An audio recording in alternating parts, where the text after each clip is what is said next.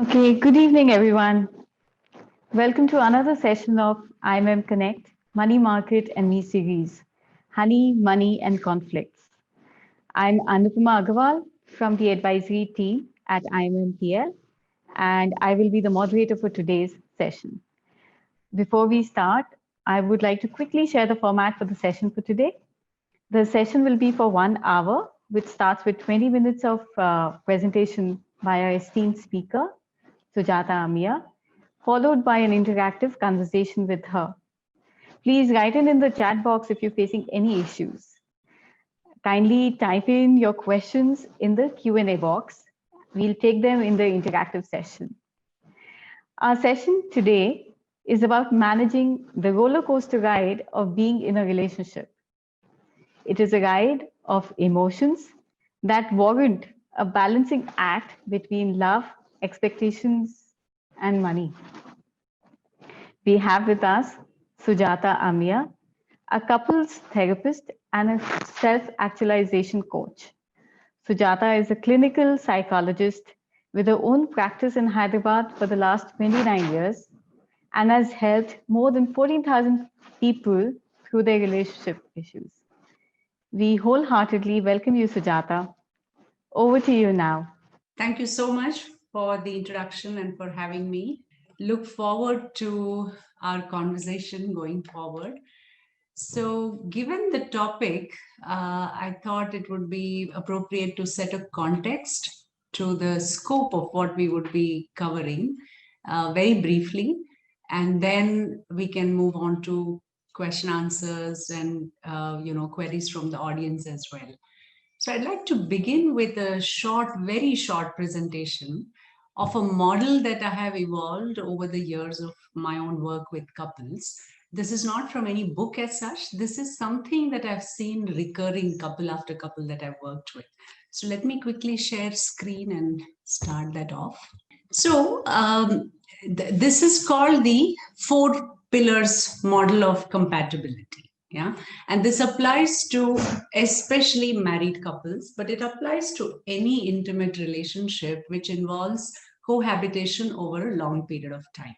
Yeah, so let me start off by why it's obvious why it's called a 4-legged or 4 pillars model.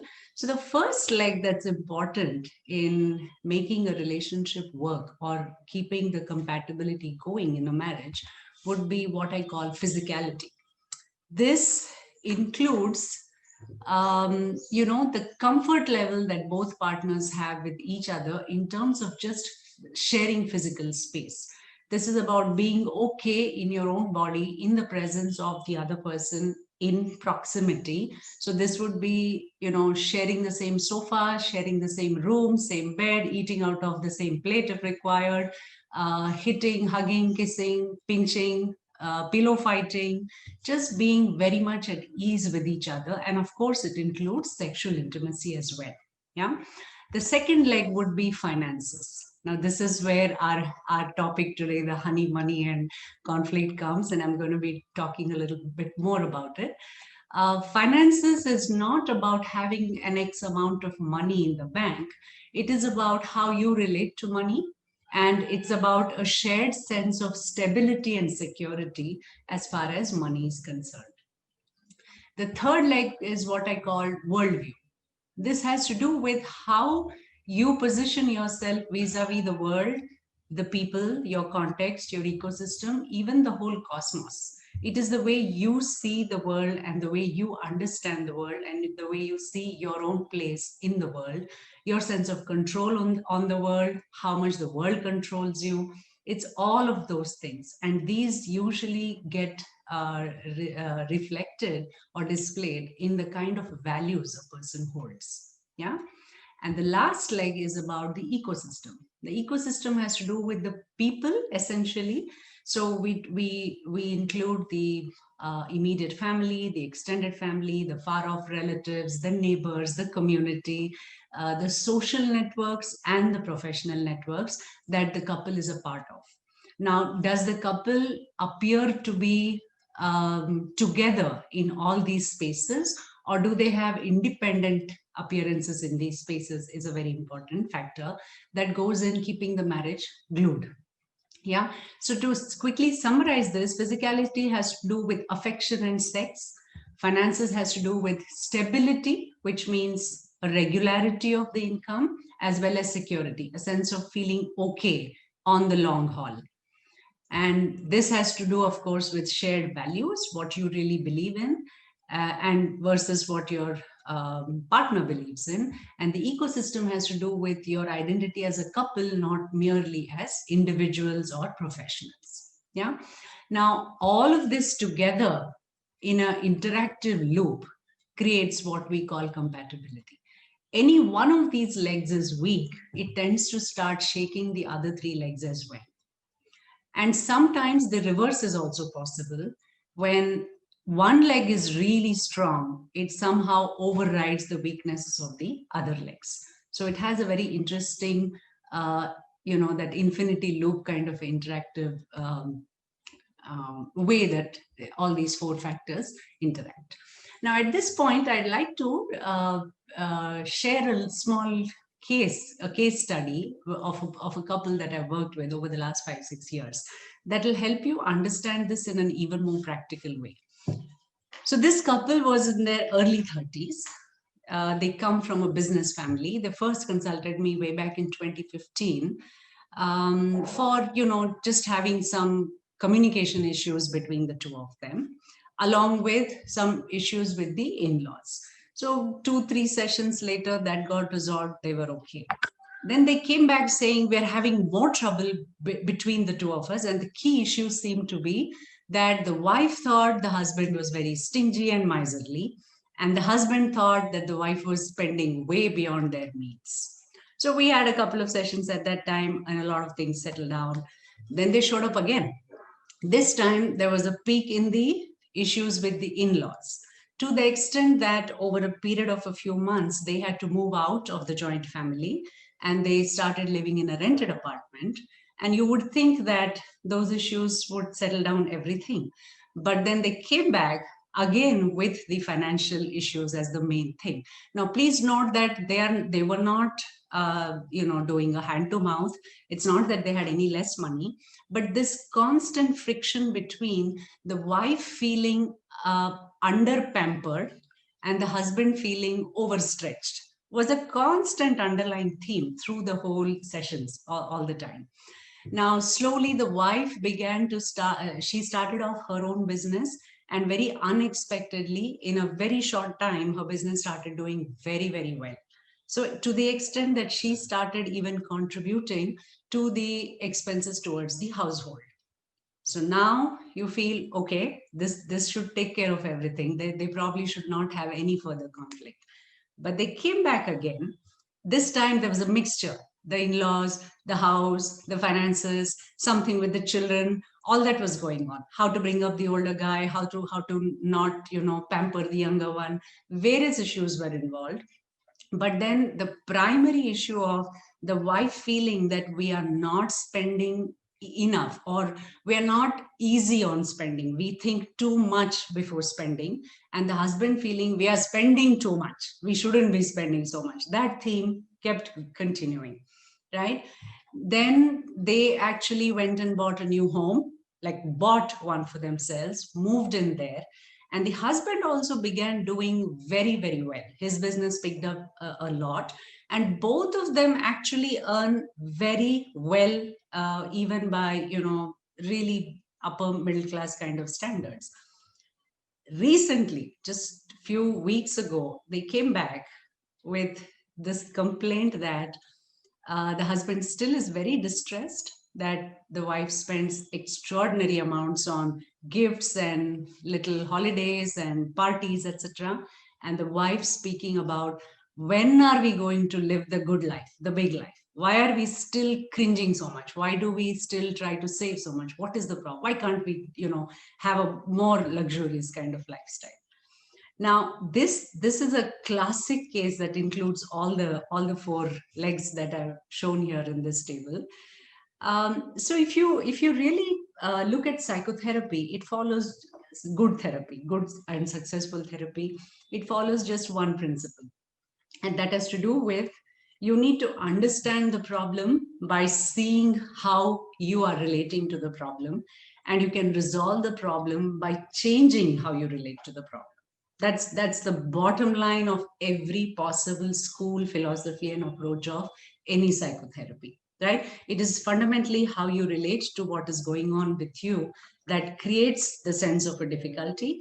And when you alter how you relate, it creates a resolution, right? So the same principle I was trying to work with these two people as well. So this time we actually went into a lot of depth, right? What do we mean by looking at how do we relate to the problem? I had to go into the details of what is their upbringing, what is their family history about money and finances, what is their historical relationship with money that is showing up like this in the relationship even today when there is an abundance of everything. They are a prosperous family, right? So what came up is that both of them, interestingly, came from families where finances were insufficient. There was a general lack of things for both of them growing up during their childhood. But for the husband, it was to do with the lack leading to a lot of constraints in the kind of life they could live. Just a lot of limitations, a lot of constraints. Whereas for the wife, it had to do with experiencing a lot of shaming and being made to feel very small for belonging to a not so well to do family. So look at the impact it has had. The same lack of financial, comfort in both the families has resulted in one person adapting to it by conservation, like really conserving the resources, and in the other person, it has taken the other extreme of the pole, namely ostentation. So husband experienced a lack and constraint, so he has taken on to excessive conservation as a way to cope with it. Whereas for the wife, because she felt small and shameful, she has gone to the other extreme of showing off and saying, I'm no less. So it is interesting how similar experiences can lead to polar opposite adaptations. And this is where I always bring in my little joke. If really God is the one who is setting up marriages here on earth, I think he does have a sadistic streak, because these two polar opposite adapted creatures will somehow come together and get married. It doesn't matter whether they fall in love, they're neighbors, it's through a broker or it's through cyber thing, it doesn't matter. It doesn't matter how you meet. These opposing energies will find their way together into an intimate relationship, right? So now imagine what happens between these two people. So both of them are being true to their own unconscious decision that I will never feel the anxiety that I felt because of no money, and I will never feel the shame that I felt because of no money.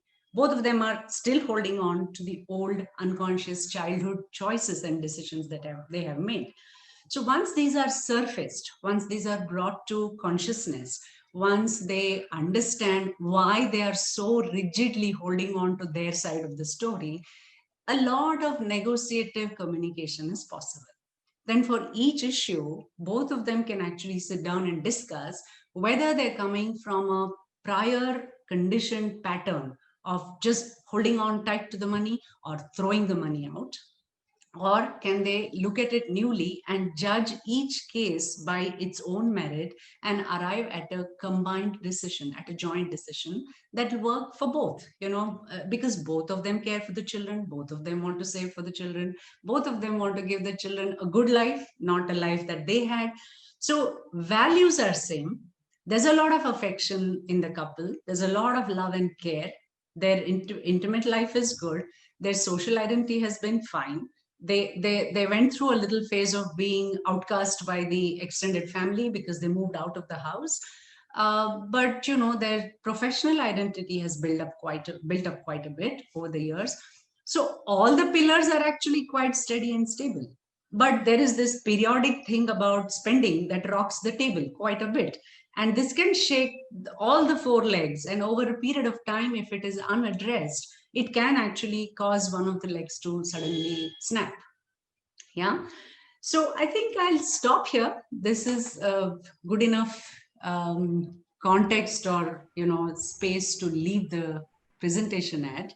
If required, based on some of the upcoming questions, I may go into some other models that I have. But for now, I'll stop here, and you can please ask your questions, Anupama. Yeah. Thanks, Sujata. That was very, very interesting. I'll open the floor to questions. So request audience to put in their questions in the Q&A box, and I'll take them up. But meanwhile, Sujata, I would actually like to start with my first question. This is the case study you just presented, because every individual comes with a certain upbringing and that background and that experience, and I would term it as a money value, right? And how do a couple get to resolving that? Because my partner could have a very different upbringing, could have a different understanding of how he wants to look at money or the concept of money and the savings. So how should a couple think of resolving that? Yeah, so that is what I was trying to illustrate with the case. It is not a simple question of let's be a little more understanding of each other, or let's be a little more adjusting of each other, or okay, this one time let him do it, or this one time let her do it. Those kinds of conscious and mental or intellectual decisions actually will not resolve this issue, because the roots of it are way down in the subconscious or the unconscious actually. Right. So that is why I said, if the problem is persistent and it's going on, it is helpful to actually look at what is my relationship with money? How do I look at it?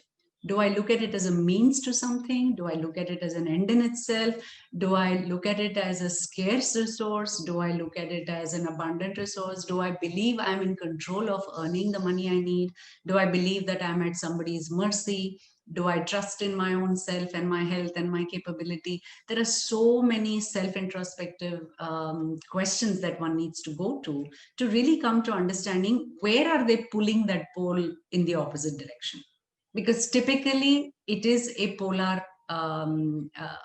polarization, let me say. They both will be having a conflict only because on the same pole, they have positioned themselves on the opposite side. So once we understand why they've gone and stood there, we can help them walk closer to the middle and hopefully resolve the issue.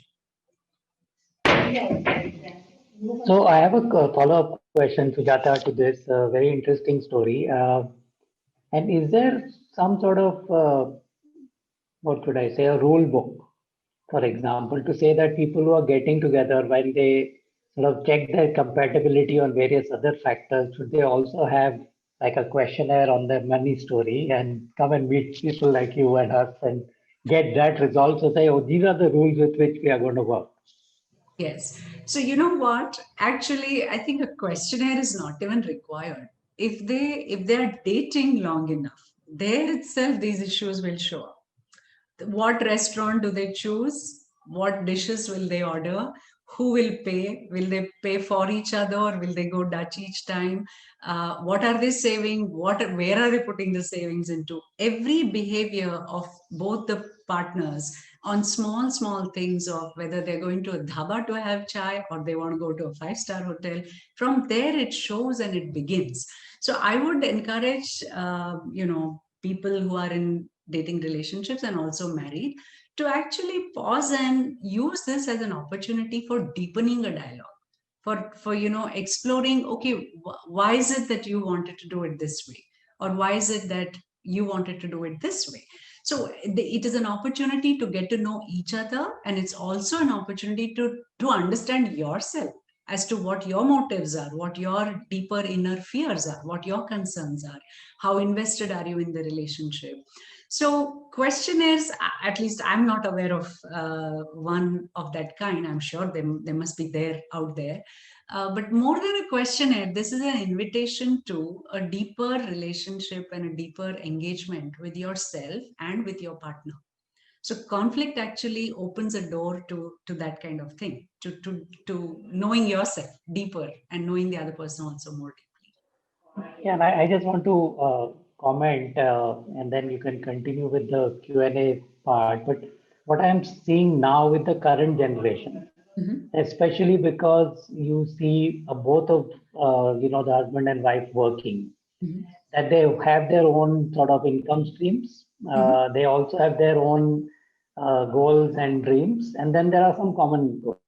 So the way we look at it is say, okay, this is me goals and this is we goals. And if we can identify those and therefore channelize and say, okay, this is what you're going to do with your piece. So in one case, I know the couple has worked out saying our monthly expenditure is, let's say, 100, which is common pool expenditure. So both of us will contribute 50 rupees each into one joint account, and all the spending happens from there. The Mhm. rest of the money, I can do what I want with the rest that I have. I can, and she can do the rest with what she has. Yeah. And maybe that sort of thing. And I think it's all possibly because this generation is a lot more open. And I'm sure you're referring to people who, the couple that you referred to who have children, etc., grew up at a very different time. Yes. Started with joint family, and so I think that that may be one sort of solution. True, true. So you're actually opening a Pandora's box here, Lovai. So, yes, you're right. That trend is there, especially with the generation that we have labeled as millennials. There is a great sense of the individuality that operates in the way they look at the world, the way they engage in relationships, the way they make choices, everything. I agree with that. But it also brings into question the very nature of this institution of marriage, the so-called marriage, right? Technically, legally, socially, it has a certain meaning. But also, if you look at the origin of this word, this is about being devoted, being married to. Like we use it in a sarcastic way, oh, her husband is just married to his office, right? So the idea of devotion and then the mutual enrichment, the mutual growth, and even bringing children into this world, there I think this kind of an approach is going to cause more trouble. I have said this on so many fora so far that unless this is reconfigured, this institution is unraveling very, very fast and it's going to go downhill. So while your suggestion of the me money and the we money and how we contribute and what we do is a workable solution, what it will do to the whole idea of marriage, family, and parenting is open to question. And in any case, many, many youngsters are choosing either not to marry or not to have children. So there's that is going to unfold on a very different path, I feel. But this is for those of us who are already in the soup. this Yeah. Sujata, just a related angle to the same thing. Yes. The millennial couples, the gender roles are reducing. Mm-hmm. But in view of our patriarchal society, there seems to be an atmosphere of imbalance, if I may say. Mm-hmm. How should a couple deal with that? What would your suggestions be on that? Between a man Okay. and a woman, and then the man has the responsibility, while the woman could also be earning, and but it's like a dual responsibility. What will be your suggestion? Yes, I think I'll send you the book once I write that one. Huh? So, yes, you're right. This is a very, very, very tricky, slippery, complex space we are navigating right now. And I must say that each case will handle it and manage it and resolve it very, very differently. However, there are certain broad things that have really come to the fore now. Yeah. If you look at my generation, for us, being allowed to study was a privilege, was a gift, was a whatever. And then so we had to excel there, and at the same time we also had to make sure that nothing in the role of a good wife, good daughter-in-law, and a good mother would be pointed out or left undone. Yeah. So there is that, as our generation who has stretched it on both sides and kind of fallen in the middle. Yeah. Then there is the other extreme also, where the person is very clear and says, I bring in the money, so I'm not going to touch anything at home. You figure it out. So that is also there. So I think it's a very unique and case by case situation. The patriarchy, it's easier to deal with when it comes to clear role divisions, but it is not so clear when you actually live in a home with your children, with your extended family, etc. So it's at the end of the day, if you have to clear the table, if the husband has just got up and walked away and sat in front of the TV, the wife mostly is not going to say, I also earn every month, why don't you do your duty? It doesn't work like that. So it just keeps sliding towards the woman, and it creates a different kind of problems. It doesn't create financial issues. It creates issues of, self-esteem, self-respect, affection, intimacy, social identity. They start having lots of conflict. They don't want to go with each other, don't want to hang out with each other. Then a lot of very basic differences in terms of their worldview come up. So it starts affecting all the other pillars, even though finances may be quite steady. Yeah. So this is a big topic. There's huge amounts of complexity to it. But yeah, that I think we need to look at it case on case. Okay, so the another reason for conflict typically is what about the kids' goals and the finances related to it. I want my child to go to a university or go to for the best education, and there could be just different views between the couple itself, and it actually is it's sometimes very difficult, and somebody has to step back and so again. Yes. So it's a very good question you brought up, actually. So this has to do with the worldview leg. Yeah, the third leg.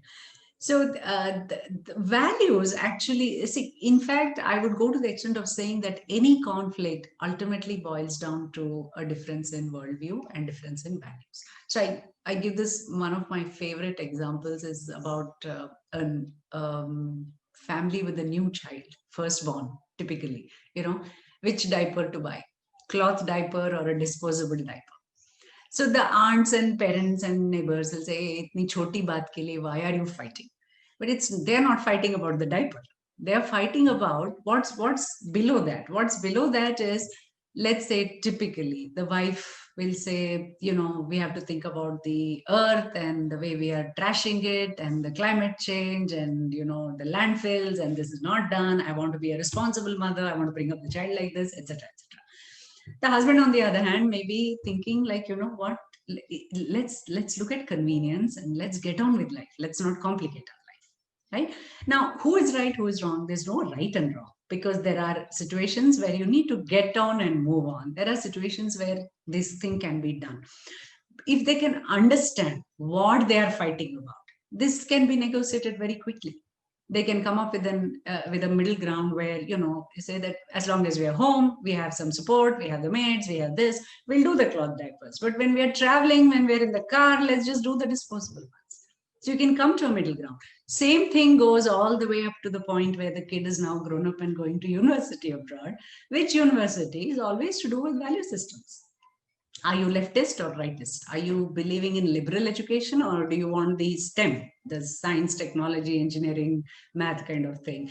What do you believe? Do you believe that competitive edge with a good degree is important, or an all-round holistic development is important? Which university will allow what kind of edge over the other aspect? These are all things that will make each one want to send their child to a certain place. But I feel fighting at the university level is too late. They would have had these conflicts in different levels throughout the time the child has turned 20 now.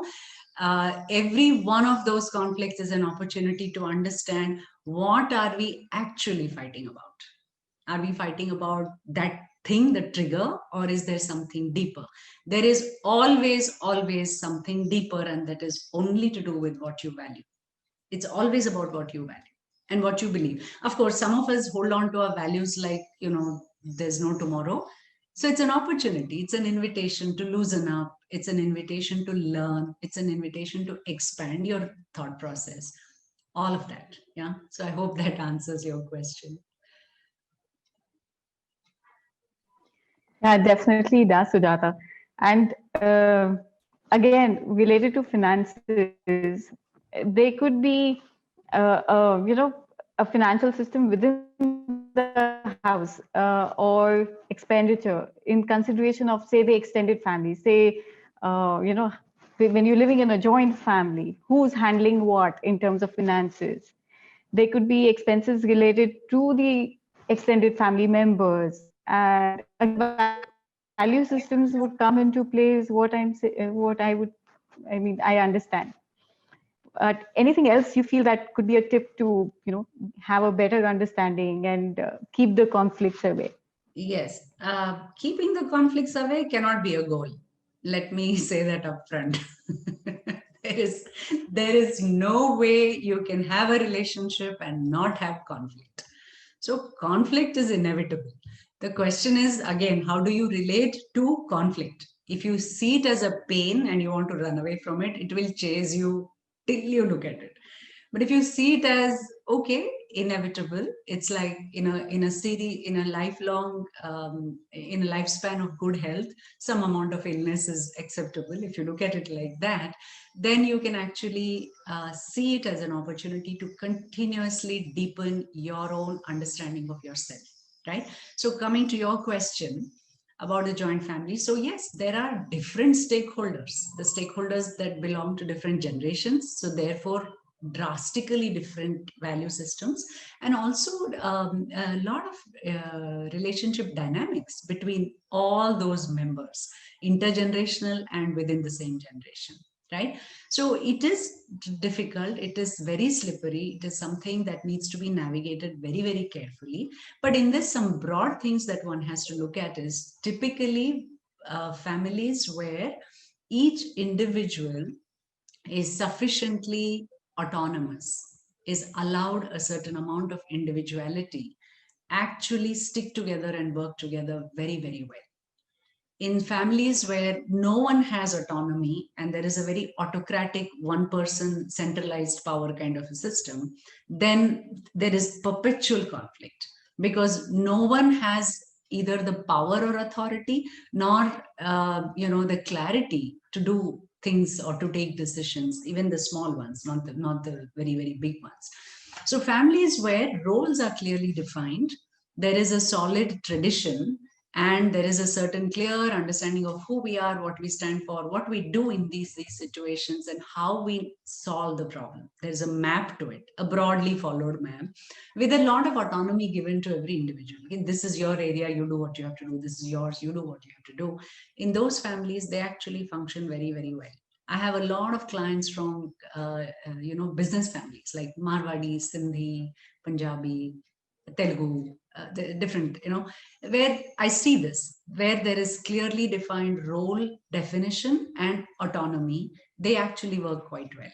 It is only when that is missing that there is conflict. Now, then what do we do? That again, as I said, I think without understanding the details of the case, it is hard to just give some tips or advice. Totally agreed. Thanks. Okay, moving on to say relationship. Okay, nowadays more often than not, there's a family with growing kids, but one of the partners has to live away or could be traveling a lot and may not be so involved in the family matters. So it just gives a lot of how do I say discomfort to the stay home partner or the working partner, because that one partner who's with the family, who's managing the affairs of the family on a daily basis, could be left feeling that everything is on me. So how do you deal with that? Well, I'm afraid we are moving from finances to a whole other field here. This is to do with parenting now. And this is to do with, parenting and marriage and family. So talking more in respect of conflicts with spouses in the relationship. I know. Okay, so like I said, the parenting usually is a reflection of conflict in values itself, but your question is actually very different. Your question of one spouse having to travel and the other one feeling stuck at home. Again, there are so many subtle variables that are playing out, that are actually at play in that decision. It is mind-boggling sometimes to really come to a resolution of it, you know. So the person who feels victimized also, in a very subtle and unconscious way, contributes to the situation where they themselves are not feeling good, or feeling somehow not properly treated. And of course, as you said, 99% of the time it's the women, because we go back to the previous question of patriarchy and the way the system runs, because it is considered a mother's duty to look after the child, and most women would want to do it as well. I've worked with families where the father wants to do things, but the woman doesn't let him do things also, because he does it in his way. It's not done the way that she's been taught or trained to do.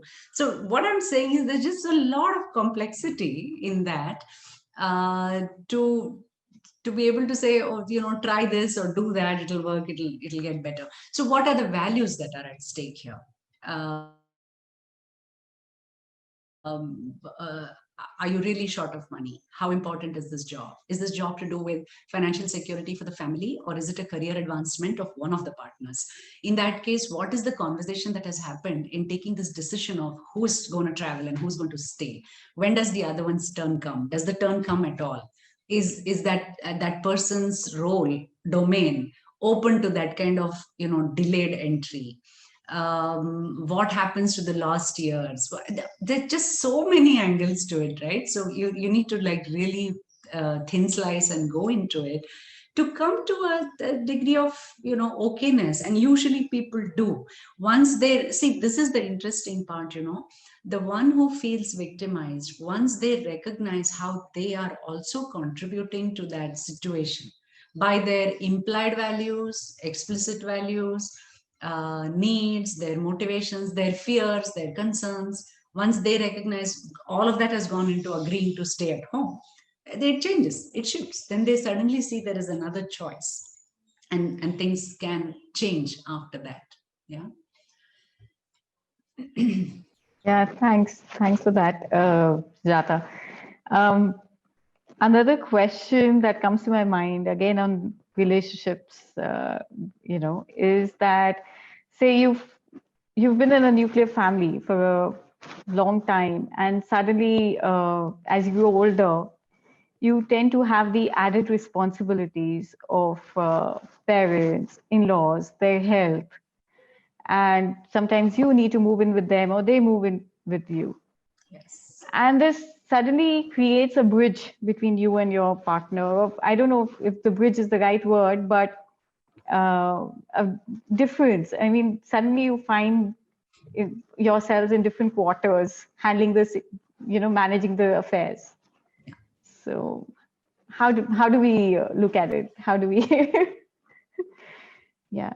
So clearly, the old-fashioned idea of you have to just take care of your elders is not working, right? That is why we have this problem. Yeah. And also because you've spent a good 20, 25, 30 years just by yourself, not being too involved with the parent generation. And now they're ailing, they are unwell, they are in need of care. I understand that. Once again, this comes down to the same thing. Do we see that life has a cyclical nature to it? Do we see that everything is eventually going to come to the same place? Do we see that we are also headed in that direction? Do we see this as an opportunity to demonstrate what you truly value in human relationships, also as an example to your own children? Do we see this as a possibility to make up for the time lost that you could not spend with the parents previously? Have you planned for this? Have you thought about the financial implications of having to take care of your parents? Have you thought about it? Who is going to do the emotional caretaking? Who is going to do the financial contribution? How is this load going to be shared? So yet again, this is another opportunity again to look at all these things, to question all these things, to arrive at certain workable solutions of all these things. So here again, assuming that the key generation who is going to take care is in their late 40s, early 50s, late 50s, hopefully some amount of life experience, lived wisdom, and maturity has come into them to be able to negotiate this together and to arrive at a workable thing, a workable resolution. Yeah. And once again, this is also case by case, very case by case. There are cases where this person is amazingly popular and sweet and friendly and known as the best person in the world, but they have this one gripe about something that has happened with the in-laws 30 years ago, and just not being able to deal with it at this point. So I think it's a unique thing for each family, each case. I don't think there are standard solutions to it. Yeah. Okay. Thanks, Sujata. Before I start taking the audience questions, I'll just take a small break. We launched the poll for the audience feedback. Okay. So request the audience to give in their feedback on this small poll. And I'll start taking the audience questions. So I'll start with the first question. Okay. So they want to know, did the couple, I think they're mentioning the case that you discussed, come to a resolution on common ground on finances? Yes, absolutely. Because now they understand why they are fighting. They understand that every time there is a conflict, they know where it's coming from. And both of them now realize that their standard approaches are rigid, fixed approaches from the past. So they're open to a dialogue and negotiation in the present. So yes.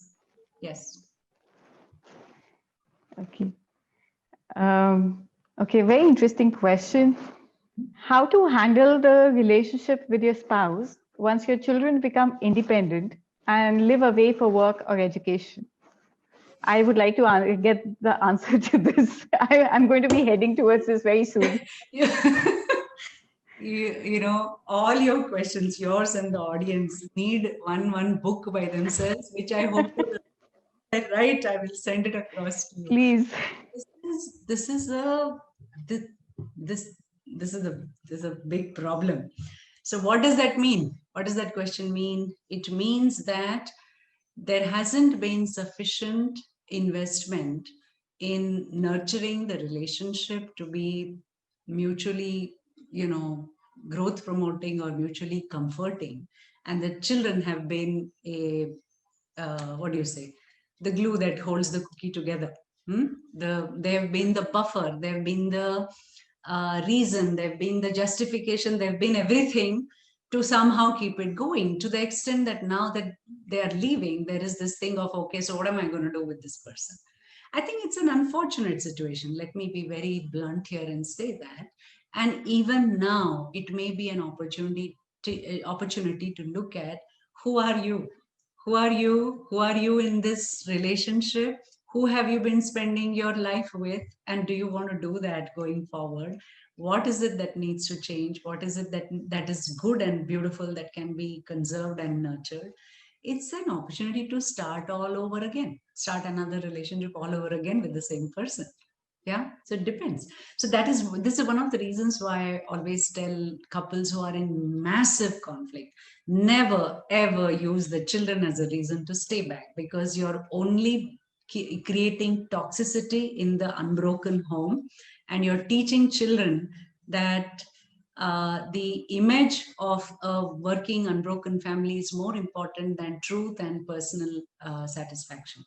So I think this question won't come if you address it back then and there, wherever it is. Yeah. Yeah, thanks so much. That gives me that comfort that I'm in the right direction, hopefully. Okay. About teaching question, I see a audience question. How to teach children about the significance of money? How does a couple go Oh, yeah. about teaching? Yeah. Okay.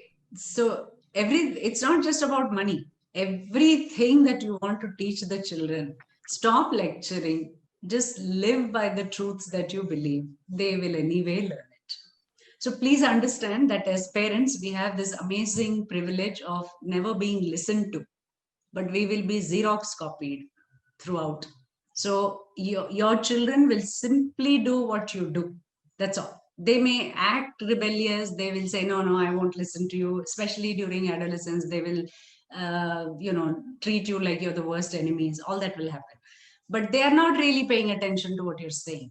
They are simply absorbing energetically who you are, what you speak, how you conduct yourself, what your values are, what you stand for, what you will fight for, what you will live for, what you will die for. They have simply absorbed all of that already. You don't have to try and teach them anything. So, how do you handle money? What values of money do you have? What are you displaying in the decisions you make, in the choices you make? They are observing all that. They will do exactly the same. The problem, in fact, is we are all Xerox copies of our parents, trying to live in a generation which doesn't belong to our parents. That is why we are having trouble. So it's an opportunity to look at who do you want to be really? Are these values of money your own choices? You've thought of it that way, or do you simply carry forward a generation, an idea that has been handed over to you? Yeah, so that's important.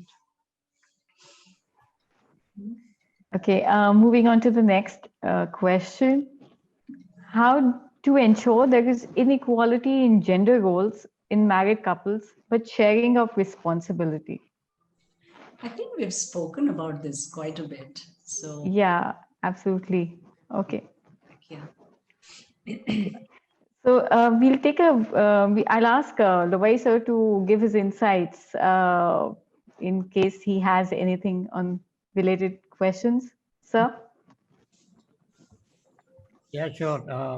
I think what Sujata mentioned of, this conversations moving away from money related to relationship, etc. I think they're all very, very intertwined. And the way we see it is that um, for you and your expertise, which is to do with relationship, we better ask you relationship questions themselves, because we hope that the money questions come to us and we can answer them. Agreed. Uh, right. So I think what you mentioned and what I can see in terms of what the audience has been saying is very much that every specific question needs like a very detailed understanding before you can give a sort of complex response and an answer which will suit the person who's asking that question. So I get that. But I think that as people sort of move, and I'm going to try and bring back the money question back again. But as people move from, let's say I'm just married to now I have kids, now I have to, teach the kids how to grow up, etc. How do you, I mean, have you seen in your experience different pivots or incidents which cause this conflict to come to the fore? And sometimes it's just lying latent all the time, and unless it sort of comes up, you can't even resolve it. You don't even know that there is such a problem. So have you seen incidents like this, and any sort of insights based on that? Yeah. So yes, thank you, Loy, for pointing that out. I think you being in this field will also understand and appreciate that, uh, because I've been your client and I know how detailed the analysis is done before any recommendations are given in terms of investment. So the relationship field works the same way. So which is why we don't have generalized tips and ideas to take forward. Coming to your question, so yes, it's true that things remain latent until something happens. So there are some classic trigger points or issues that can bring up latent conflict to the fore. One would be any kind of change. Just a simple change, even the change from dating to actually setting up the date of engagement, to the wedding, to being married, to moving into one house instead of being in two homes. Each one of those change points can trigger something which was hidden all along in the dating relationship. Similarly, after marriage, typically the birth of a child, pregnancy to some extent, but birth of the child is another massive potential, to your point, for a lot of things to happen. Here, there is also a biological component. The woman tends to be in that vulnerable phase of postpartum hormonal confusion. So there's more tendency to, for things to become very difficult very quickly. But even otherwise, nevertheless, even after that is all settled, once a child comes, the equation, the dynamic, the nature of the engagement between the two partners changes quite a bit. Arrival of a second child can add to this if this is already in place. Relocation can do this. Loss of a job can do it. Loss of a parent can do it. What else? Yeah, so large, and illness, severe illness could be another major trigger for any of these things to come up. Yeah, I hope that answers your question. Yeah, it does. And I think in many ways, the answers that you gave go back to maybe the start of our engagement itself. That, we now have 4 or 5 people in our team who are certified financial transitionists. And all the situations that you spoke of are transitions. And we do understand that when transitions happen, your decision making is sort of a little bit impaired. The ability to make rational decisions is impaired, and including some of the stressful things that you spoke of, and even sometimes choice that you made. So let's say the couple decided that we have problems with the in-laws, let's move to another city and start up life together, all looking forward to it. But even such a situation that by choice I have moved a city causes you to not necessarily make rational decisions. And I realize that some of uh, the work that you do and what we do, in some ways there is a common factor. We certainly can't be as much of an expert as you are in your field, but we know that some of these questions that we need to ask about what really gives people bliss, or what is the thing that has changed for them, and understanding different tools that can apply in these situations certainly helps. So yeah, so I think your answer was good, and it opened up this idea for me to share this thought as well. Yes. So I think, Lloyd, just to add to what you're saying, this is not so much to do with expertise. This is about recognizing, which is the reason I really hold the work you do in high regard. It is about recognizing that these decisions are not merely intellectual.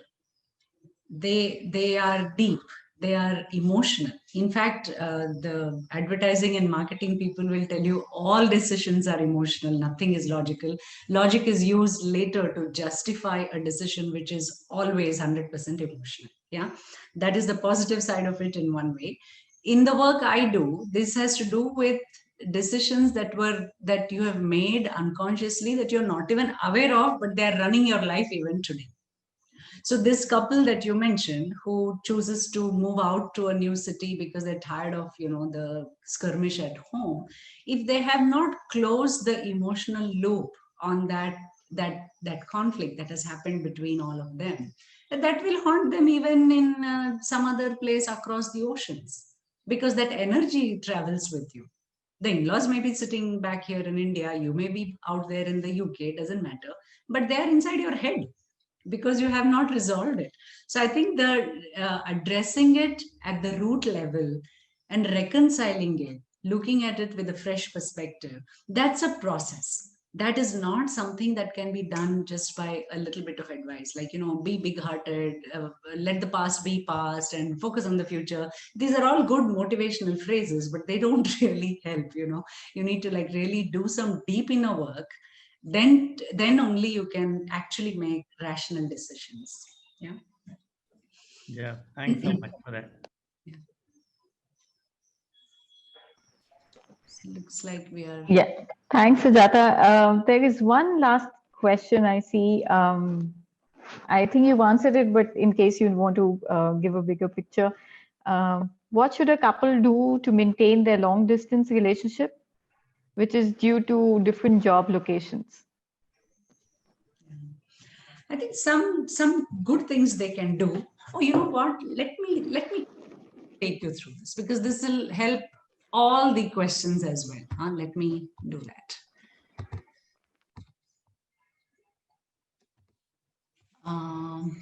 Yeah.